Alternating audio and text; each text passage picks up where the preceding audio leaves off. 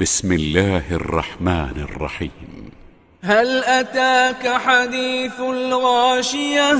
وجوه يومئذ خاشعة عاملة ناصبة تصلى نارا حامية تسقى من عين آنية ليس لهم طعام إلا من ضريع لا يسمن ولا يغني من جوع.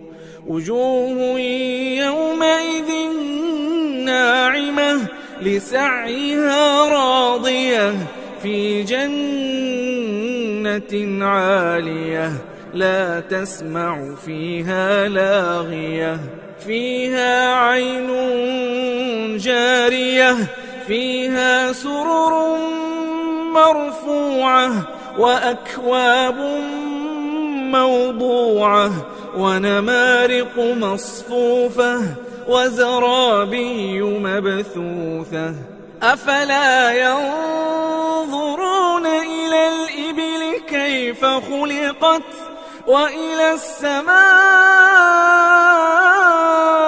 كيف رفعت وإلى الجبال كيف نصبت وإلى الأرض كيف سطحت فذكر إنما أنت مذكر لست عليهم بمسيطر إلا من تولى وكفر فيعذبه الله العذاب الأكبر إن إلينا إيابهم ثم إن علينا حسابهم.